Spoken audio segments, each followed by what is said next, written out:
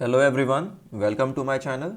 आज इस वीडियो में हम बाइनरी फाइल हैंडलिंग में अपडेट ऑपरेशन सीखेंगे यूजिंग अ सिंगल रिकॉर्ड।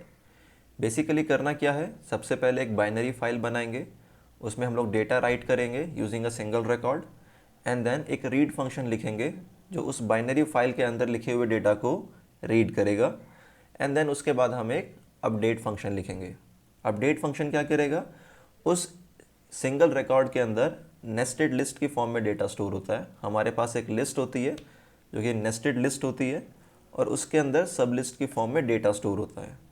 हम किसी भी एक सब लिस्ट में से कोई एक डेटा अपडेट करेंगे। फॉर एग्ज़ाम्पल, हमने अभी तक अपने सब लिस्ट में तीन चीज़ें स्टोर कराई थी: admission number, student name and student as.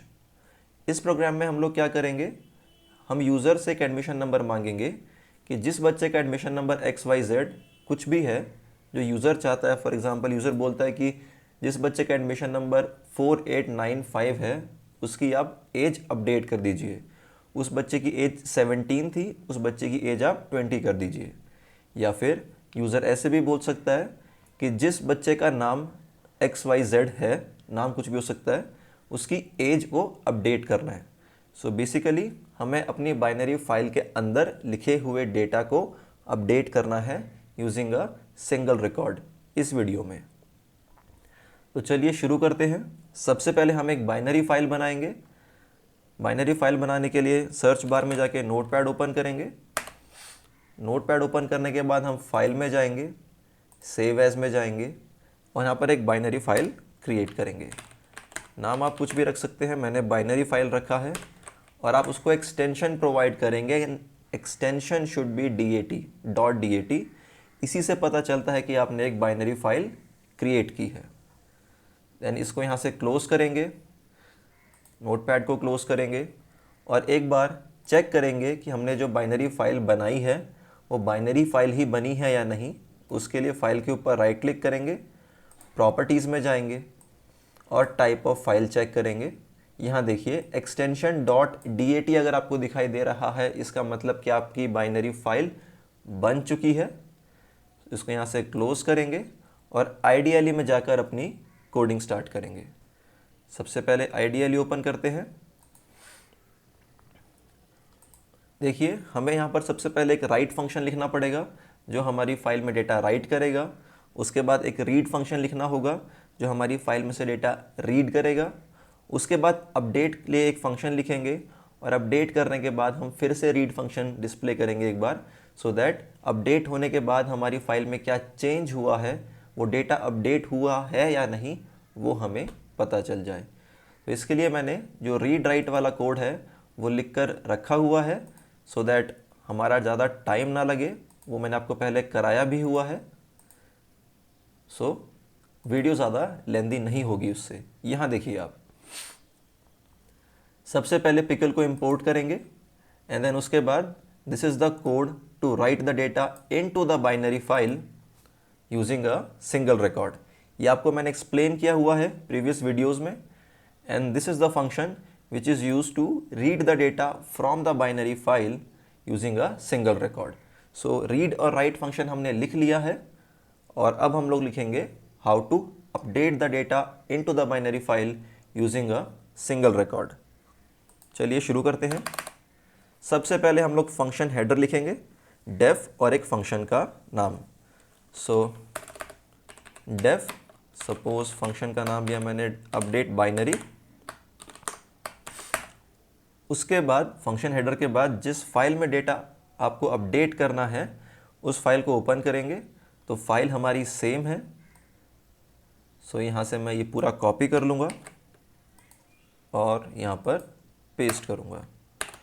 यहाँ पर देखिए सब कुछ सेम रहेगा, बस एक्सेस मोड में आप RB प्लस कर देंगे। ऐसा क्यों किया है इसको समझने की कोशिश करते हैं। देखिए जब आप डेटा को अपडेट करेंगे तो आपको पहले फाइल को रीड करना पड़ेगा, बिकॉज सिनारियो ये है, हम इस क्वेश्चन में ऐसा करेंगे कि जिस बच्चे का एडमिशन नंबर सपोज 1 2 3 4 है उसका आप एज चेंज कर दीजिए। तो किस बच्चे का एडमिशन नंबर 1 2 3 4 है ये पता करने के लिए मुझे डेटा रीड भी करना है और अगर मुझे वो 1 2 3 4 वाला एडमिशन नंबर मिल जाता है तो मुझे उसी सब लिस्ट में डेटा अपडेट भी करना है, मुझे डेटा राइट भी करना है। सो RB प्लस का क्या मतलब है कि हम डेटा रीड भी कर सकते हैं, राइट भी कर सकते हैं बाइनरी मोड में। सो आई होप इतना क्लियर होगा कि हमने यहाँ पर एक्सेस मोड को RB प्लस क्यों लिया है। सो जिस फाइल में डेटा अपडेट करना है उस फाइल को हमने ओपन कर लिया है। उसके बाद हम वो एडमिशन नंबर यूज़र से मांगेंगे जिस एडमिशन नंबर वाले डेटा को हमें अपडेट करना है। सो इंट इनपुट फंक्शन कॉल करेंगे और यूज़र से वो एडमिशन नंबर हम लोग यहाँ पर ले लेंगे। Enter the admission number to be updated. इतना क्लियर है? हमने वो एडमिशन नंबर यूज़र से ले लिया है जिस एडमिशन नंबर वाले बच्चे का हमें एज चेंज करना है। सो एडमिशन नंबर हमारे पास आ गया है। इसके बाद हम लोग एक वेरिएबल बनाएंगे फाउंड, जिसको हम लोग इनिशियलाइज करेंगे फॉल्स बूलियन वैल्यू से।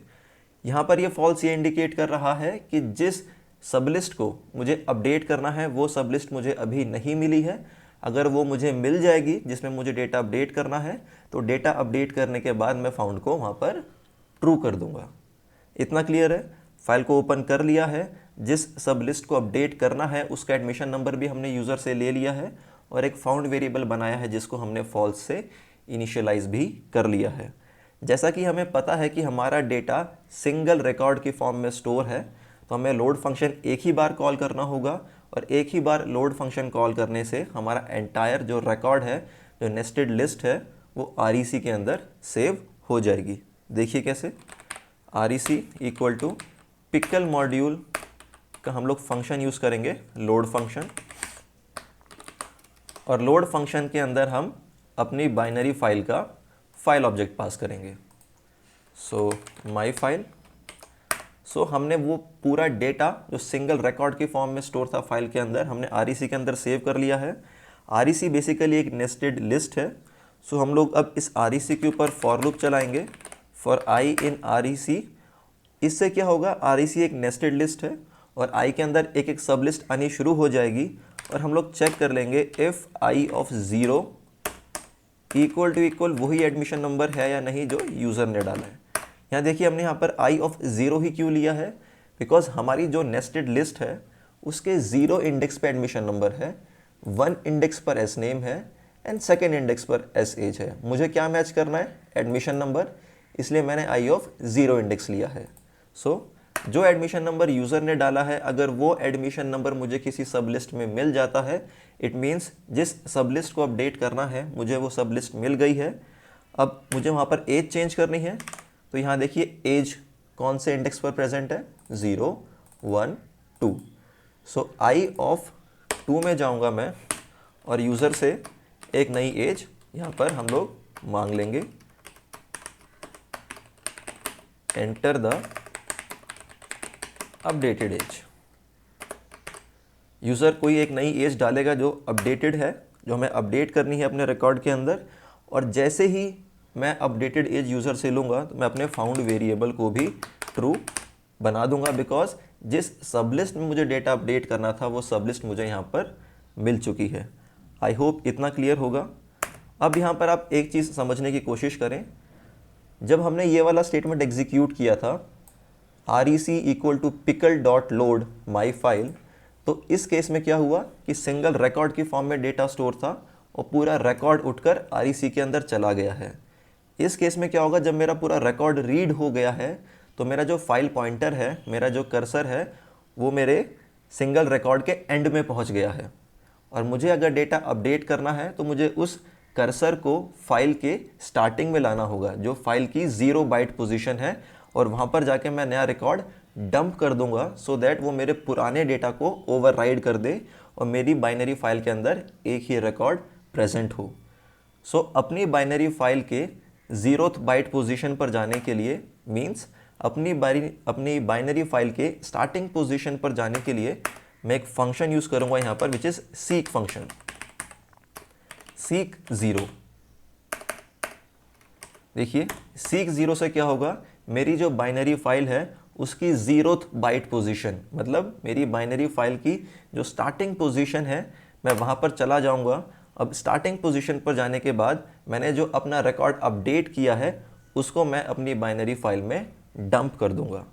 डंप करने के लिए पिकल डॉट डंप, और जिस पाइथन ऑब्जेक्ट को आपको डंप करना है उसका नाम REC, और जिस फाइल में डंप करना है उसका file object, so my file. इतना क्लियर है। अब यहाँ देखिए, सपोज ऐसा भी केस आ सकता है कि आपको जिस सब लिस्ट में अपडेट करना है वो सब लिस्ट आपको अपने रिकॉर्ड के अंदर मिले ही ना। मतलब सपोज यूज़र बोलता है कि उस बच्चे का आप एज अपडेट कर दीजिए जिस बच्चे का एडमिशन नंबर 7841 है। आपने क्या किया, रिकॉर्ड को स्कैन किया और इस एडमिशन नंबर का कोई बच्चा आपको मिला ही नहीं। अगर ऐसा कोई बच्चा आपको नहीं मिला तो ये कंडीशन कभी भी ट्रू नहीं होगी, और अगर ये कंडीशन कभी ट्रू नहीं होगी तो फाउंड मेरा कभी ट्रू नहीं होगा। सो क्या मतलब है, जिस सब लिस्ट को मुझे अपडेट करना है अगर वो सब लिस्ट मेरे रिकॉर्ड के अंदर प्रेजेंट नहीं है तो फाउंड मेरा फॉल्स ही रह जाएगा। तो मैं बाहर आके चेक कर लूँगा, if found equal to false, इसका मतलब क्या है, जिस रिकॉर्ड को मुझे अपडेट करना था वो रिकॉर्ड मुझे यहाँ पर नहीं मिला है। तो मैं प्रिंट कराऊंगा रिकॉर्ड नॉट फाउंड, और फिर बाहर आने के बाद अपनी फाइल को यहाँ पर क्लोज कर दूंगा। आई होप आपको ये कोड समझ में आया होगा। अब देखिए इस कोड को एक बार रन करके देख लेते हैं। सबसे पहले क्या करेंगे, हम लोग राइट बाइनरी फंक्शन कॉल करेंगे सो दैट हम अपनी बाइनरी फाइल में डेटा राइट कर सकें।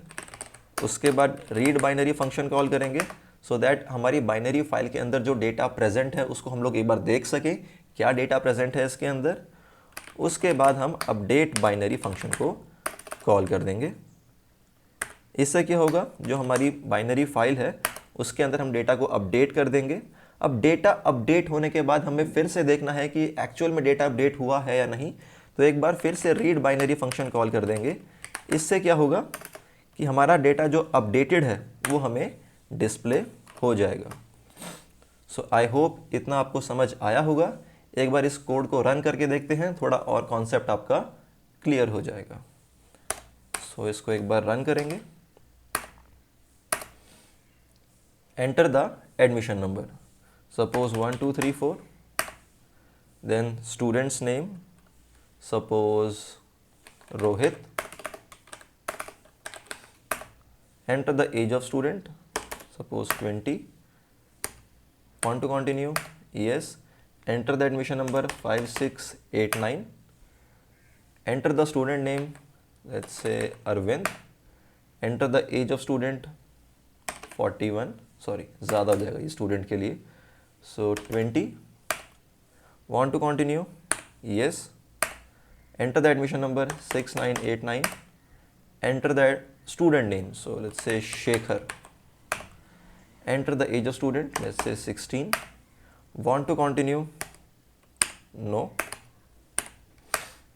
यहाँ देखिए एक नेस्टेड लिस्ट की फॉर्म में डेटा स्टोर हुआ है, ये सिंगल रिकॉर्ड की फॉर्म में डेटा स्टोर हुआ है। Enter the admission number to be updated. यहाँ देखिए सपोज हमें अरविंद की एज 20 है, 25 करनी है, तो हम अरविंद का एडमिशन नंबर डाल देंगे, सो 5689। एंटर द अपडेटेड एज, 25 करनी थी एज हमको, तो यहाँ पर 25 डालेंगे, और जैसे ही एंटर प्रेस करेंगे आप देखिए नया रिकॉर्ड सामने आ गया है और अरविंद की एज जो 20 थी अब वो 25 यहाँ पर हो चुकी है। सो आई होप आपको ये कोड समझ में आया होगा। यहाँ देखिए राइट बाइनरी वाला कोड सेम रहेगा, रीड बाइनरी वाला कोड सेम रहेगा, बस अपडेट बाइनरी वाला कोड हमने यहाँ पर लिखा है।